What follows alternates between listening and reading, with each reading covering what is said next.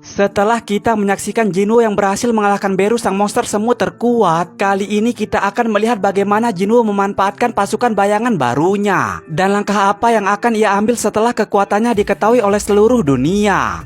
Cerita berlanjut dengan memperlihatkan dua petinggi birokrat Amerika yang tengah menonton siaran langsung pertarungan Sung Jinwoo di Pulau Jeju. Mereka adalah Michael Connor dan direktur birokrat Amerika yang bernama David Brennan. Pak David yang ditanyai tanggapannya mengenai Sung Jinwoo, kemudian mengatakan, "Kamu pasti datang kemari bukan hanya menanyakan pendapatku saja kan? Kamu pasti sudah tahu apa yang aku pikirkan." Michael menanggapi, "Hunter yang bisa mengendalikan ratusan makhluk summon bukanlah kemampuan biasa. Sayang sekali jika orang itu berada di negara kecil seperti Korea." Pak David yang setuju dengan itu mengatakan, "Apalagi yang kamu tahu tentang orang itu?" Michael yang sambil memberikan sebuah berkas menjelaskan, "Ini adalah insiden ledakan yang terjadi di kantor beberapa bulan yang lalu. Insiden Sung Il-hwan. Dia ditemukan hidup-hidup oleh hunter rank A bernama James di dalam dungeon rank A. Awalnya kami tidak yakin apakah dia seorang manusia atau monster. Tapi setelah kami menyelidiki orang itu, ternyata dia adalah hunter dari Korea. Dan yang lebih mengejutkan, ternyata orang ini adalah ayah Sung Jinwoo. Ini adalah kesempatan bagi kita, karena negara lain belum mengetahui apapun soal Jinwoo." Mendengar informasi itu, Pak David menanggapi, "Memang benar ini adalah kesempatan emas bagi kita. Tapi rencana perekrutan kali ini tidak akan semudah merekrut Wang Dongsu. Karena jika Amerika merekrut lagi satu rank S di Korea, itu pasti akan menyebabkan aliansi Amerika dan Korea semakin merenggang. Tapi karena hunter seperti Sung Jinwoo terlalu berharga untuk dilewatkan, kita akan tetap mencoba merekrutnya." Sementara Thomas Andre yang juga tengah menonton rekaman pertarungan Sung Jinwoo, kemudian ditanyai asistennya, "Bagaimana menurut Anda?"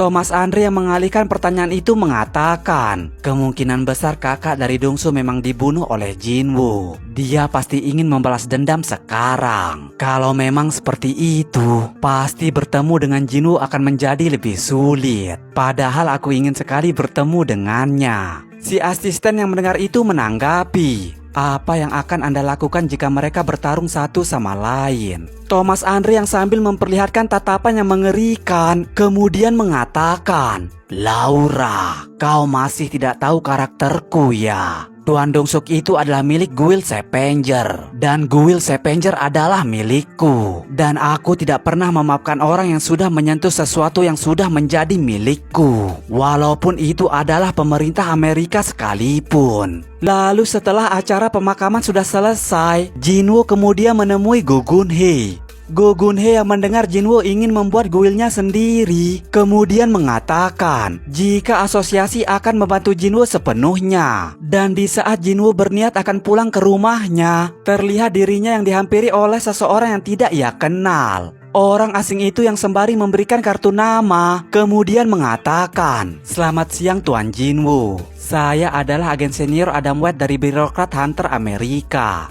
Jinwoo yang mendengar itu menanyakan, "Kenapa kau ingin bertemu denganku?" Adam menjawab, "Ada sesuatu informasi yang ingin saya sampaikan. Anda mungkin tidak akan mendengar informasi ini dari negara manapun, kecuali itu dari kami." Jinwoo yang tidak ingin basa-basi kembali menanyakan, "Kenapa kau ingin memberikan informasi itu?" Adam menjelaskan, "Ada sesuatu keuntungan yang kami dapatkan dengan memberikan informasi kepada orang tertentu seperti Anda. Sebenarnya ada seseorang yang ingin menemui Anda. Dia adalah wakil direktur. Dia sangat tersentuh melihat pertarungan Anda di Pulau Jeju. Dia ingin sekali menemui Anda secara langsung. Ini adalah sesuatu yang langka bagi para hunter." Namun Jinwoo yang tidak tertarik dengan itu langsung memasuki mobilnya mengatakan, "Aku tidak yakin informasinya bisa dipercaya atau tidak. Nanti akan kuhubungi lagi jika sudah kupikirkan." Adam yang menyadari jika Jinwoo tidak mungkin menghubunginya, kemudian mengatakan,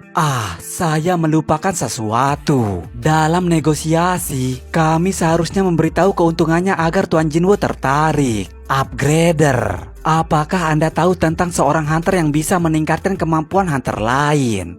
Jinwoo yang terkejut mendengar itu seketika langsung tertarik dan mau berbicara dengan mereka. Dan sesampainya di sana, Jinwoo diperkenalkan dengan wakil direktur. Senang bisa bertemu dengan Anda. Saya adalah wakil direktur Michael Connor. Michael yang sambil menyodorkan sebuah berkas kepada Jinwoo kemudian mengatakan, saya akan berbicara ke intinya Tuan Sung Jinwoo. Ini adalah berkas-berkas imigrasi ke Amerika. Biasanya membutuhkan waktu sampai 2 tahun untuk mengurusnya. Tapi kalau untuk Hunter Sung Jinwoo tidak akan selama itu. Kalau Anda menginginkannya, Anda bisa menjadi rakyat Amerika. Jinwoo yang mendengar itu seketika langsung menatapnya dengan serius mengatakan, aku datang ke sini karena agen Adam mengatakan kalau aku bisa mendapatkan informasi. Katanya ada hunter yang bisa meningkatkan kemampuan seseorang. Apakah itu benar-benar ada? Michael yang mendengar itu menanggapi, sejujurnya orang dengan kemampuan itu saat ini ada di sini. Panggilkan Nyonya Selner ke ruangan ini. Dan setelah Nyonya Selner tiba di ruangan itu, Jinwoo langsung bisa merasakan jika Selner memiliki aura yang berbeda. Selner yang disuruh menjelaskan mengenai kekuatannya kepada Jinwoo kemudian mengatakan, seperti yang kau ketahui, semua hunter memiliki batasan mereka masing-masing. Tidak ada seorang pun yang bisa melebihi batasan itu. Jadi selama kau tidak mendapatkan pembangkitan ulang, kau tidak akan bisa mencapai tingkatan yang lebih tinggi lagi. Itulah pengetahuan dasar dari seorang hunter. Tapi seperti yang kamu dengar, aku mempunyai kemampuan untuk membantu hunter lain melampaui batas itu. Aku bisa meningkatkan kemampuan mereka melewati 3 tahap. Singkatnya, aku bisa membangkitkan kekuatan terpendam para hunter. Michael yang mendengar itu ikut nimbrung mengatakan, apa yang beliau katakan itu memang benar. Tapi ketika beliau menggunakan kekuatannya, dia harus beristirahat untuk waktu yang lama. Jadi hanya beberapa hunter saja yang dipilih setiap tahunnya. Jinwoo yang penasaran kemudian menanyakan, seberapa banyak peningkatannya? Selner menjawab, tergantung dari orangnya. Tapi ketika mereka menyelesaikan 3 tahap, setidaknya kekuatan mereka meningkat 20% atau bisa sampai 30%. Jinwoo yang terkejut mendengar itu kemudian bergumam mengatakan, aku sekarang paham kenapa Hunter Dongsu memilih pindah ke Amerika. Dia pasti sudah membangkitkan kekuatannya. Semua hunter pasti akan tergiur dengan tawaran itu. Lalu sambil menatap ke arah Jinwoo, Michael mengatakan, Nyonya Selner akan membangkitkan kekuatan terpendam Anda. Itu adalah hadiah yang bisa kami berikan kepada Anda. Dan jika Anda mau menjadi hunter Amerika, kami bisa memasukkan Anda ke guild manapun yang Anda inginkan. Jinwoo yang ditawari membangkitkan kekuatannya secara gratis, kemudian memutuskan untuk mencobanya. Lalu sambil memegang tangan Jinwoo, Selner mengatakan, tataplah mataku dengan dalam. Kita akan mulai pembangkitan pertama. Michael yang melihat proses pembangkitan kekuatan tahap pertama sudah dimulai, kemudian tersenyum sambil berkata di dalam hati, bagus, dia sudah terjebak. Dari tadi dia terlihat tenang. Tapi setelah dia merasakan kekuatannya meningkat di tahap pertama, dia pasti akan menghubungi kita lagi untuk tahap selanjutnya. Atau jika dia adalah orang yang tidak sabar, mungkin dia akan langsung mendatangani kontraknya dengan kami. Sekarang ayo kita lihat seperti apa batasan kekuatan orang ini sebenarnya. Namun di saat Selner memasuki alam bawah sadar Jinwoo untuk membangkitkan potensinya, dirinya begitu tercengang melihat alam bawah sadar Jinwoo dipenuhi kegelapan. Ia yang mulai merasa sangat merinding, kemudian melihat sosok misterius yang menatap tajam ke arahnya. Selner yang menyadari dirinya dalam bahaya, kemudian langsung keluar sambil menjerit ketakutan. Para hunter penjaga yang mendengar teriakan Nyonya Selner terlihat langsung masuk sambil menodong pistol ke arah Jinwoo mengatakan, dasar brengsek, apa yang kau lakukan kepada Nyonya Selner? Jinwoo yang tidak tahu apa-apa terlihat hanya diam saja. Sedangkan Michael yang melihat para penjaga menodongkan pistol ke arah Jinwoo langsung sangat marah mengatakan, hentikan, apa kalian sudah gila? Apa kalian tidak tahu siapa orang yang ada di hadapan kalian itu?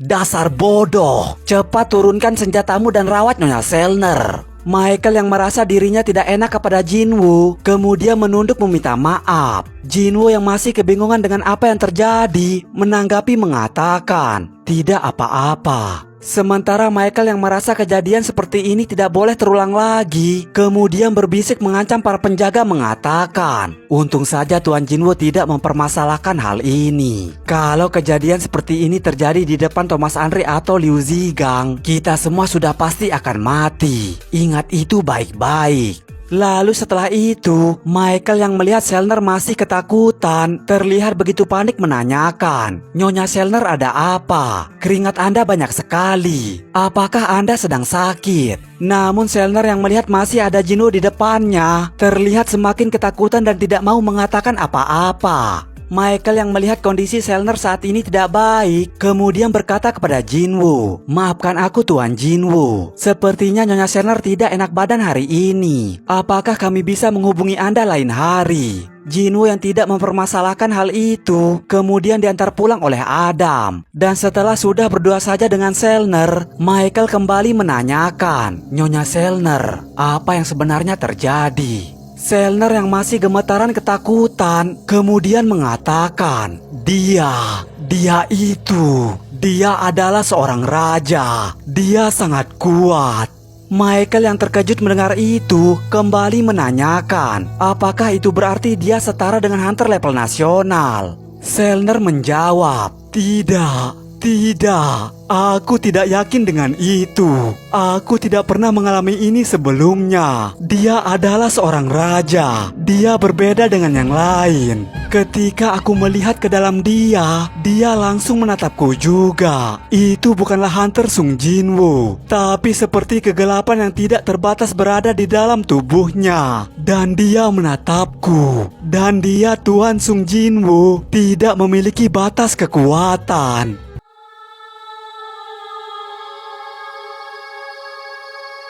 Lalu di season 3 kali ini dibuka dengan memperlihatkan keadaan di dalam dungeon di Amerika. Hunter James yang tengah menjelajahi dungeon itu kembali dikejutkan melihat sosok misterius di depannya. Yang ternyata salah satu sosok misterius ini yang pernah kita lihat di season sebelumnya. Yang ternyata dia bernama Silat. Hunter James yang begitu ketakutan melihat sosok Silat di hadapannya, kemudian menanyakan, Siapa kau ini? Silat yang terus menatap ke arah James, kemudian bergumam mengatakan, dia juga bukan salah satunya. Mereka benar-benar ahli dalam bersembunyi. Pecahan cahaya para ruler. Lalu tepat setelah itu, Silat merasakan kehadiran sosok lain yang keluar dari dalam portal. Ia yang sambil melirik ke belakang, kemudian menanyakan, Yogmun, apa yang kau lakukan di sini? Yogmun menjawab, aku di sini untuk membawa informasi tentang wilayah bagian timur. Silat menanggapi, jika yang kau maksud adalah tempat Shadow Monarch, bukannya kau bilang kau yang akan mengawasi tempat itu? Yogmun kembali mengatakan, jika sebentar lagi para rulers akan bergerak di bagian selatan wilayah itu. Jadi dirinya bermaksud mengambil wilayah itu. Mendengar Yogmun ingin mengawasi wilayah selatan, Silit langsung menanyakan, lalu bagaimana dengan Shadow Monarch? Yogmun menjawab, dia tidak akan menjadi masalah selagi ahli strategi kita tetap menjalankan rencananya. Dan ada satu hal lagi berita yang menarik. Sudah dipastikan kalau pecahan cahaya para lurer ada di sana. Silit yang mendengar berita itu langsung tertawa mengatakan, menarik sekali. Namun menyadari ada seorang manusia yang tengah menghampiri mereka, Silit kembali mengatakan, tapi sepertinya kita terlalu menarik perhatian di sini. Orang itu tidak mungkin salah satu pecahan cahaya para luler, kan? Aku penasaran kenapa dia memperlihatkan dirinya. Dia pasti berencana menghalangi kita.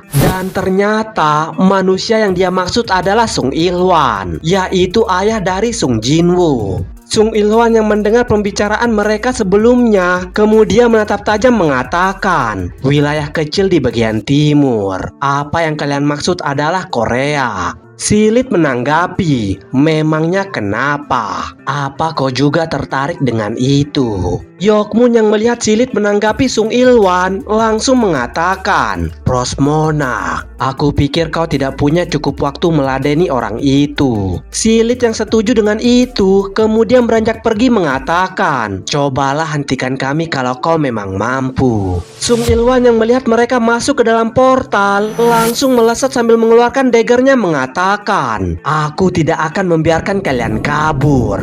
Dan sing!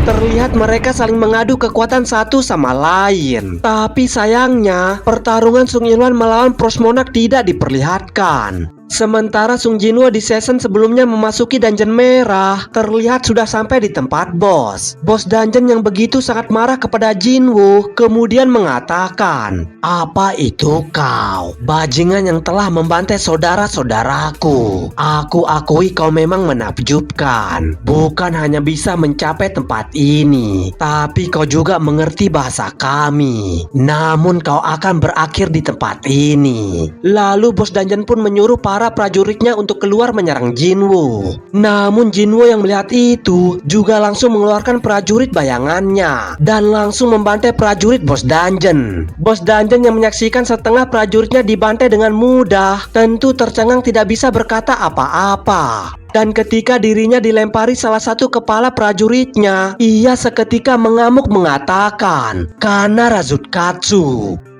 Jinwo yang terus menatap bos dungeon berkata, bunuh mereka semua.